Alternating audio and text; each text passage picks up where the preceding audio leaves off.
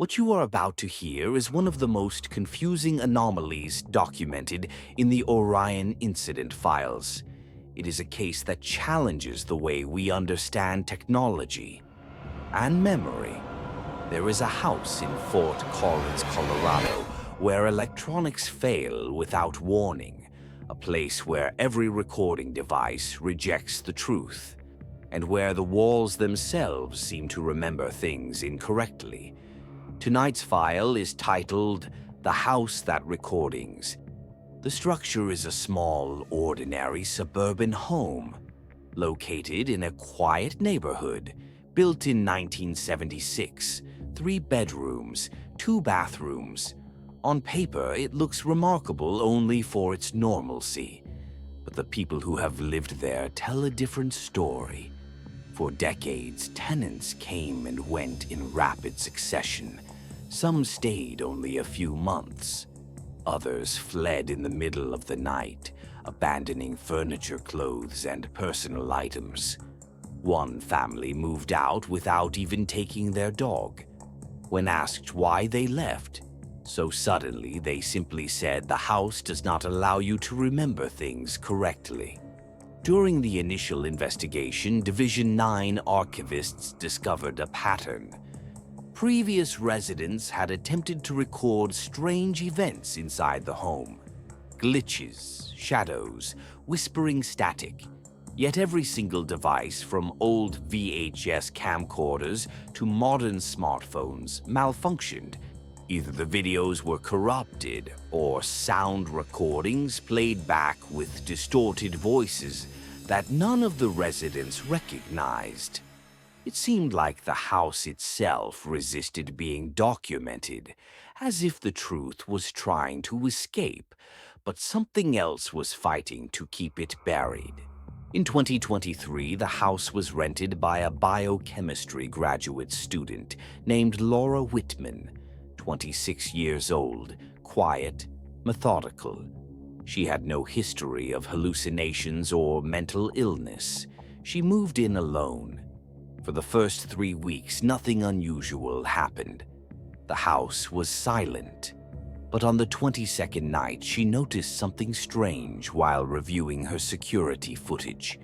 At exactly 3:17 a.m., the living room camera froze for 2 seconds, then resumed recording. It was not a power glitch. There was no outage. But for those 2 seconds, the footage simply did not exist. The next night, the exact same thing happened. 3:17 a.m., 2 seconds missing. The night after that, the gap widened. 3:17 a.m., but now 4 seconds were missing. It was like a growing wound in the timeline. Laura decided to stay awake. She sat in the living room with her laptop open, camera feed running live. At 3:17 a.m., the image did not freeze. Instead, the screen flickered and she heard breathing. Not her own, not from the room, but inside the audio feed itself, as if something was leaning close to the camera, exhaling directly into the microphone. She checked the footage frame by frame, and in one single frame, just one, a black handprint, appeared on the wall behind her. But when she turned to look with her own eyes, the wall was clean. After 10 days of escalating anomalies, Laura contacted local authorities. Her report was strange enough that it was forwarded through internal channels until it eventually reached Division 9. A 3-person team was dispatched. Agent Harris as field investigator, Dr. Sato as cognitive contamination specialist, and technician Alvarez as recording systems expert. Their first discovery was immediate. Every electronic device brought inside the house suffered degradation the longer it remained operating. Cameras developed pixel distortions in under 2 minutes. Audio recorders gained background static that grew louder with every second. According to Alvarez, the house emitted a low-frequency interference pattern between 17 and 19 hertz. This is a frequency range often associated with anxiety and hallucinations. But the team quickly realized this was no hallucination.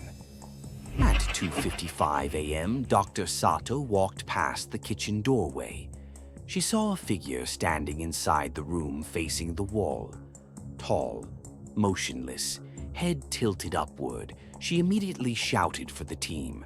But when they rushed in, the kitchen was empty. They checked the equipment.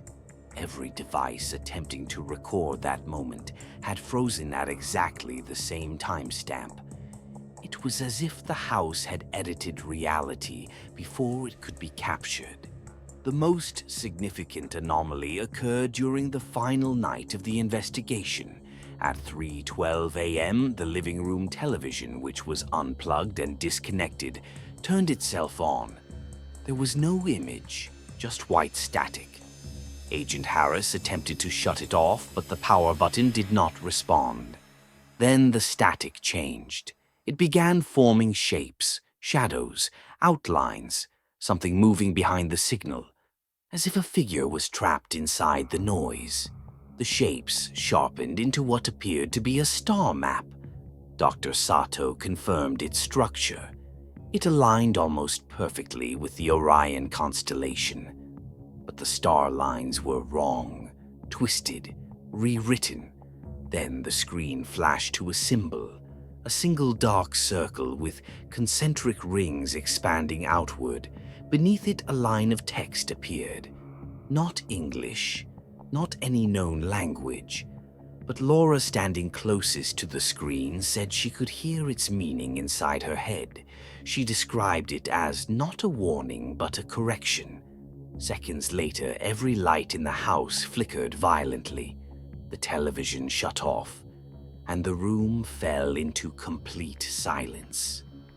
When Division 9 reviewed the recordings from that night, they noticed something chilling. Every camera, even those facing different rooms, captured the same visual anomaly for exactly one frame. A shape, humanoid, stretched, distorted, like a figure attempting to exist inside a space that did not fully belong to it. But the worst part was not the figure itself. It was its location. In every single recording, the figure stood in the same spot in relation to the house frame, even when the camera was in a different room, as if the house had a fixed point, a coordinate where something or someone anchored itself. Division 9 sealed the property. Laura Whitman was relocated, and the official report was archived under the classification Structural Cognitive Distortion Type 4. But months later, neighbors reported seeing lights flickering inside the empty house. And some swear they can still hear that breathing through the walls at exactly 3:17 a.m. Division 9 concluded that the house does not simply interfere with recordings, it rejects them, as if some presence inside the structure understands what recording devices do and prevents them from capturing the truth. What could inhabit a place like that? What kind of entity can manipulate perception, memory, and technology all at once?